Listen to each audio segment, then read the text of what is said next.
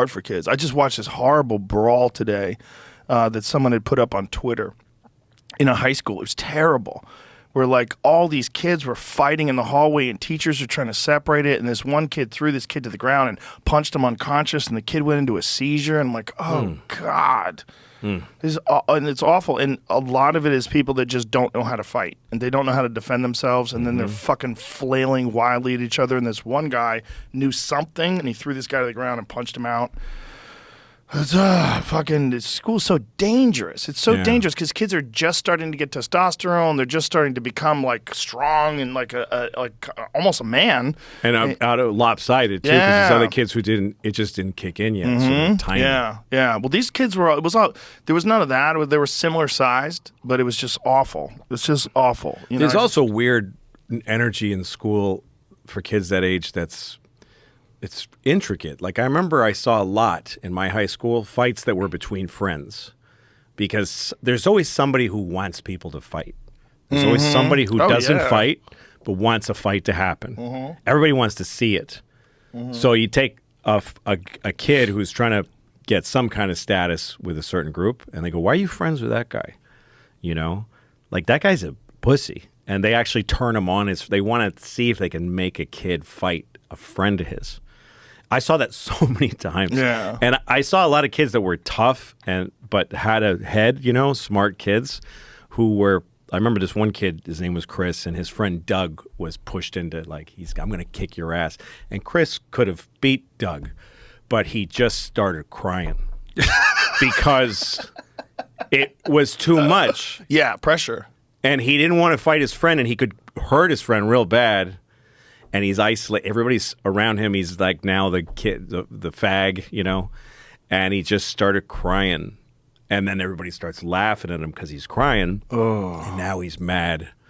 And he just beat Doug's face to red. It's just red. It's like he painted his face red. Oh, no. One of the most humiliating fights I ever got into was there was never even a punch thrown. It was me. I was 14, and there's this kid in the locker room.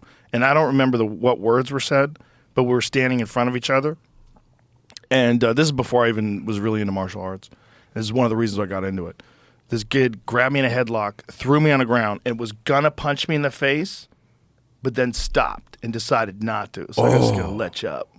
And I was like, I was like so humiliated. Oh, no. I was so humiliated. It would have been better if he hit you because then you look a little bit tough for taking the punch. Well, at least, he was so unconcerned that I could do something to him that he just let me up. And then I would avoid him.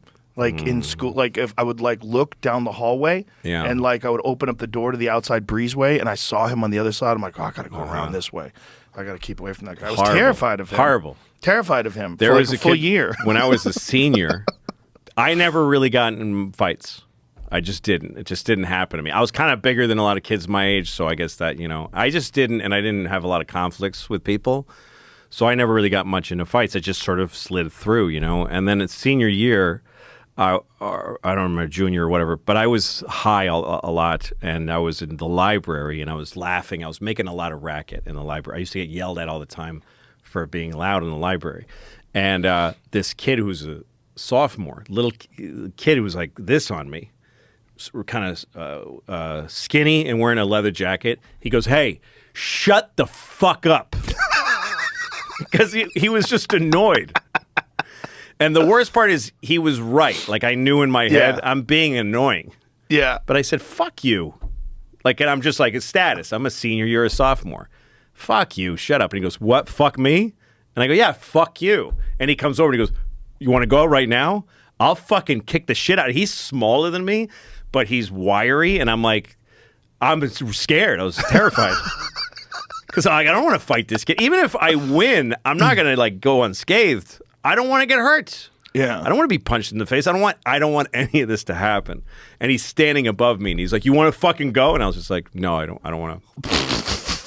I don't want to fight. And he's like, then shut the fuck up then. And I was like, and my friends were so ashamed of me. And for the rest of the year, I was terrified of this little kid scare. I did an episode about it in my show, and where there's some high school kid threatens to beat me up, and I back down and I apologize to him. Oh, because I don't want to get. Yeah, that kid really. he haunted me for a long time. It can happen. Yeah. It can happen. Yeah, and he's somewhere now, you know? I got beat up on a bus by a girl when I was 14 because I didn't fight back. I didn't know what to Right. do. I wasn't sure if I should hit her back. Yeah. When I lived in Newton South, we would go to, I think it was Round Meadow, which was the middle school. I think that's what it was. Okay. And we would walk across the field because my sister was going to the middle school and I was in ninth grade and she was in 8th grade. So I would go and take the bus with her because like the bus was earlier or something. I forget what it was. Okay. So I went over and something happened when I got on the bus and there was this girl who like was this tough girl, smoked cigarettes, she had a leather jacket on. Those Newton tough girls. And I don't remember what happened. I don't remember what the conversation was, but she either decided I was in the wrong seat or whatever. So she just starts wailing on me. Like it wasn't even it wasn't even like I didn't argue back. It was just like she just started punching me. Yeah. And then this little guy who was like, who wound up being my friend. His name is Muggsy Malone. He wound up being he later went on, I think he was a politician. Yeah. At one point in time, but he In became my friend. Massachusetts? Yeah, but he was this tiny little guy. He was like in 5th grade.